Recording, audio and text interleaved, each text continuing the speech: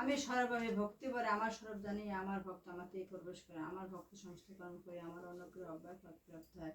হে অর্জুন, তুমি সমস্ত কর্মফল আমাকে সমর্পণ করিয়া এবং আমাকে মন প্রাণ রাখিয়া সৎকর্ম করিতে থাকো।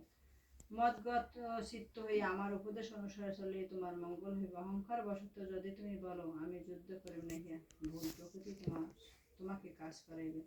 যুদ্ধ তোমার স্বাভাবিক কর্তব্য, তুমি যদি স্বেচ্ছায় যুদ্ধ না করো তবে শেষ পর্যন্ত প্রকৃতির প্রভাবে তুমি যুদ্ধ করিতে বাধ্য হইবে।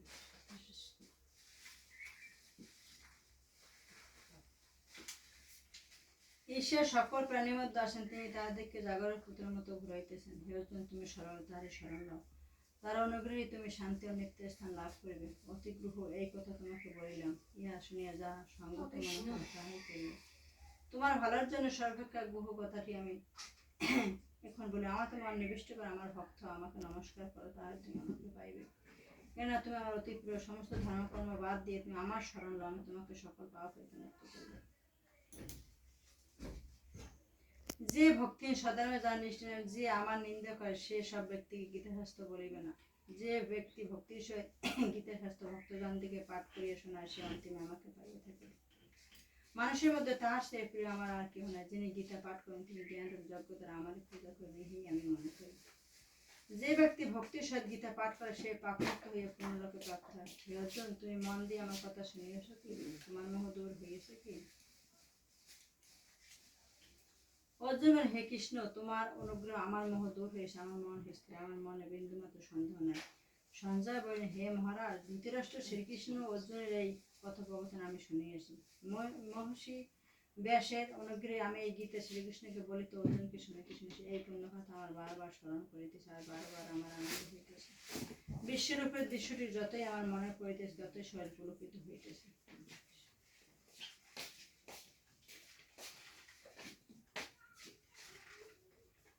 ইতি মুখ্য যোগ নামক অষ্টাদশ অধ্যায়। ওম শ্রী হরি সর্বকর্ম ফলাং শ্রীকৃষ্ণ অর্পণমস্তু তস্মাৎ শ্রীমদ্ ভগবদ্ গীতা সমাপ্তা।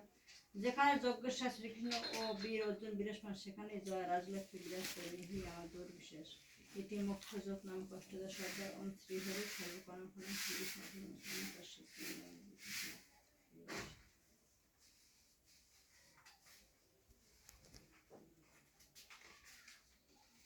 ওম নমো ভগবতে বাসুদেবায়। শ্রী শ্রী গীতা মাহাত্ম্য। ঋষি বলেন, হে সুত, ব্যাসদেব যে গীতা মাহাত্ম্য বর্ণনা করিয়াছিলেন তা সে বর্ণনা করে। সুত বলেন, মহাশয়, গীতা মাহাত্ম্য অতি গোপনীয়, তা ঠিকই বলিবার শক্তি তো কাহার নাই। শ্রীকৃষ্ণ ইহা সবচেয়ে ভালো জানেন, তবে অর্জুন, ব্যাসদেব, সুখদেব, যজ্ঞবল্ক ও জনকরা দেহের কিছুটা জানেন। ব্যাসদেবের মুখে আমি যাহা শুনিয়েছি তাই আপনার নিকট বলতে শুনুন। উপনিষদগুলি গাভীস্বরূপ, শ্রীকৃষ্ণ হলেন সেই সব গাভীর দহন করে, অর্জুন সেই গাভীর বাছুর বর্ষায় গীতার উপদেশ রূপান্তরিত হয়ে সেই গাভীর দুগ্ধ।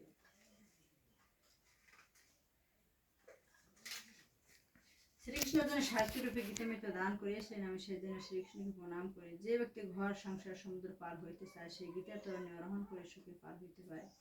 গীতা গ্রন্থ পাঠ না করিয়া যে ব্যক্তি মুক্তি লাভ করিতে চায় সেই ব্যক্তি অজ্ঞান বালকেও তাহাকে উপবাস করে। যিনি রাত্রি দিন গীতা পাঠ করেন বা শ্রবণ করেন তিনি মানুষ নন, দেবতুল্য।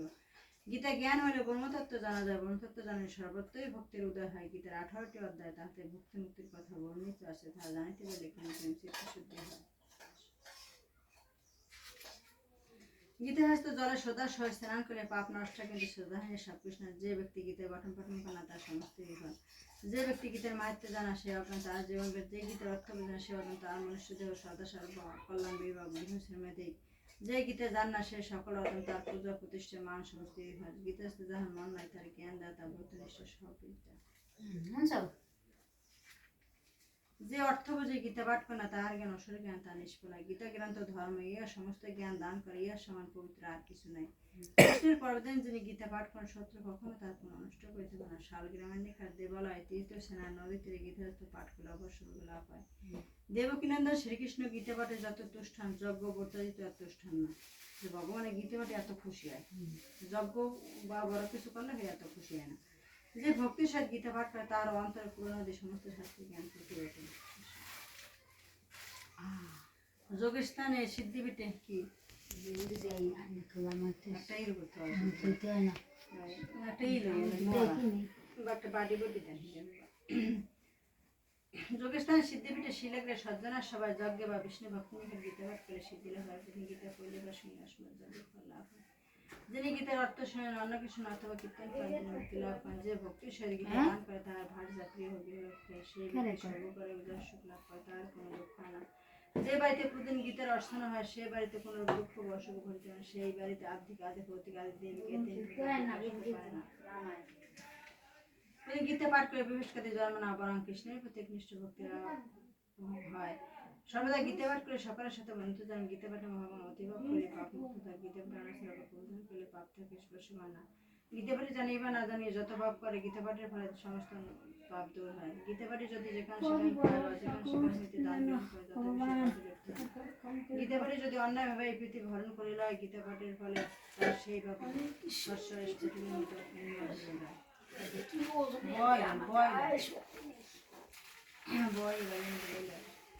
যাহার মন প্রাণ সর্বদা গীতা নিরুচিত থাকে, সেই ব্যক্তি পণ্ডিত ক্রিয়ান। যিনি দর্শনীয় ধনবান যুগীয় জ্ঞানী, তিনি বিদার্থ দশকের যায়। যে গিরে গীতাগ্রন্থ থাকে, সেই গিরে সব ক্ষেত্রে শাস্ত্ররূপ। যে প্রতিদিন গীতা পাঠ করে জীবদশায় মৃত্যুর পর দেবগণ তাকে রক্ষা করেন। যেখানে গীতা পাঠ করা হয়, সেখানে নারদাদি ভগবান সহ শ্রীকৃষ্ণ বিরাজ করেন। যেখানে গীতার আলোচনা হয়, সেখানে শ্রীকৃষ্ণ রাধার সহিত বিরাজ করেন। শ্রীকৃষ্ণ বলেন, হে অর্জুন, গীতা আমার হৃদয়, গীতা আমার সার সর্ব, গীতাই আমার জ্ঞান। গীতা আমার উত্তম স্থান, গীতা আমার পরমপদ, গীতা আমার অতি গ্রহ বস্তু, গীতাই আমার গুরু। আমি গীতা আশ্রয় করিয়া থাকি, গীতাই আমার ঘর। গীতাকে আশ্রয় করে আমি তিলক পালন করি। গীতা আমার পরম ব্রহ্মবিদ্যা, এ বিষয়ে কোনো সন্দেহ নেই। ইহা অর্ধমাত্র অনিবার্য পদান্তিকা। গীতা অনেক নাম বলতে শোনো। গঙ্গা গীতা, সাবিত্রী, সীতা, সত্তা, প্রতিব্রতা, ব্রহ্মা বলে ব্রহ্মবিদ্যা, ত্রিসন্ধ্যা, মুক্তিগৃহিণী, অর্ধমাত্রা, চিদানন্দা, ভবাগ্নি, ভ্রান্তি নাশিনী, বেদার্থী, পরানন্দা, তথার্থ জ্ঞান মঞ্জুরি, এইসব গীতার নাম। যে ব্যক্তি এক চিত্তে গীতা পাঠ করে, তার জ্ঞান পরিপূর্ণ এবং সে মৃত্যুর পর পরমপদ লাভ করে। সম্পূর্ণ গীতা পাঠে অসমাত হলে অর্ধেক পাঠ করলে ভূতানের ফল লাভ হয়, আর এক তৃতীয়াংশ পাঠ করলে সংযোগের ফল লাভ হয়, 6 ভাগের 1 ভাগ করলে ফল পাওয়া যায়। প্রথম গীতার 2টি অধ্যায় পাঠ করলে এক কল্পকাল ইন্দ্রলোকে বাস হয়। প্রথম গীতার 1 অধ্যায় পাঠ করলে রুদ্রলোকে প্রাপ্তি হয়। গীতার অর্ধেক অধ্যায় 1/4 প্রতিদিন পাঠ করলে 70 বছর লোকে বাস হয়। প্রতিদিন অত্যন্ত গীতার একটি শ্লোক পাঠ করে অযুত বছর কাল চন্দ্রলোকে বাস হয়। গীতার 2-1টি শ্লোক পড়িয়া যে মারা যায়, সে ব্যক্তি মৃত্যুর পর পরমপদ লাভ করে। মহাপাপী যদি গীতা শ্রবণ করে, তবে তার মহাপাপ দূর হয়, সে মুক্তিভাগী হয়। গীতা পুস্তক বুকে লইয়া যে প্রাণ বিসর্জন করে, সে বিষ্ণুর সহিত বৈকুণ্ঠে বাস করে। যে ব্যক্তি গীতার একটি অধ্যায় সঙ্গে লইয়া প্রাণ ত্যাগ করে, সে পরজন্মে মানুষের জন্মগ্রহণ করে। যে ব্যক্তি গীতে গীতে বলিতে বলিতে মারা যায়, তাহার সুগতি হয়। পিতার শ্রাদ্ধে গীতা পাঠ করে পিতা সন্তুষ্ট শহরে গমন করে। এই কারণেই মানুষ মৃত্যুর সময় গীতাটা সঙ্গে রাখে, কিন্তু আর নতুন করে আবার যে গীতাটা নিয়ে মৃত্যুর সময় শ্রাদ্ধ বাসরে গীতা পাঠে পিতৃগণ সন্তুষ্ট হইয়া পুত্রকে আশীর্বাদ করে পিতৃলোকে চলিয়ে যান। ধেনু পুত্রের সহিত গীতা দান করে তৎক্ষণাৎ দাতার বাসনা পূর্ণ হয়। ব্রাহ্মণকে স্বর্ণের সহিত গীতা দান করে দাতার পুনর্জন্ম হয় না। 100 গীতা দানে ব্রহ্মলোক প্রাপ্তি হয়। গীতা গ্রন্থ দান করিলে সপ্তকল্পকাল বিষ্ণুর সহিত বাস হয়। গীতার ব্যাখ্যা শুনে যে গীতা দান করে, তাহার মনের বাসনা পূর্ণ হয়। হে ভারত, যে ব্যক্তি অমৃত্যুরূপিণী গীতা পড়ে না বা শ্রবণ করে না, সে অমৃত ফেলে দিয়ে বীজ ভক্ষণ করে। দুঃখার্ত ব্যক্তি যদি গীতা হস্তে জ্ঞান জন্মে, তবে তার ভক্তি লাভ হয়, সে সুখী হয়। জনকাদি রাজগণ গীতা পাঠ করিয়া মুক্তি লাভ করেন। গীতা পাঠে উচ্চ নিচ্চ ইত্যাদি বিশেষ নাই। ব্রহ্ম স্বরূপিণী গীতা সমভাবে সকলকে জ্ঞান দান করে। যে ব্যক্তি অহংকার বশত গীতার নিন্দা করে, সে প্রলয় পর্যন্ত নরকে বাস করে। যে অজ্ঞান ব্যক্তি দম্ভ বলে গীতার অর্থ মানে না, সে কুম্ভীপাক নরকে বাস করে। যে নিকটে থেকে গীতার অর্থ শ্রবণ করে না, সে বারবার শুকর হয়ে জন্মগ্রহণ করে। যে গীতা চুরি করে আনে, তাহার গীতা পাঠ বিফল হয়। যে জন গীতার্থ শুনে আনন্দ পায় না, পাগলের শ্রমের মতো তাহার গীতা পাঠ ব্যর্থ হয়। গীতা পাঠ শ্রবণ করিয়া পরমাত্মার উদ্দেশ্যে সুবর্ণ ভোজ্য পট্টবস্ত্র দান করিবে।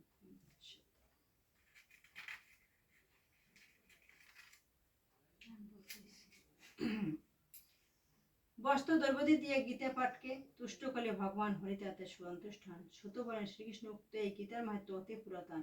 গীতা পাঠের পর মাহাত্ম্য পাঠ করে যথার্থ ফল লাভ হয়। গীতা পাঠ করে মাহাত্ম্য পাঠ না করলে গীতা পাঠ ব্যর্থ হয়। যে গীতা পাঠ করে গীতার মাহাত্ম্য পাঠ করে বা শ্রদ্ধার সহিত গীতা শোনে, তার পরম গতি লাভ হয়। যে গীতার ব্যাখ্যার সহিত গীতার মাহাত্ম্য শোনেন, তার পূর্ণ ফল লাভ হয় এবং সে সর্বসুখ প্রাপ্ত হয়। সে গীতার মাহাত্ম্য শোনেন। হরে কৃষ্ণ।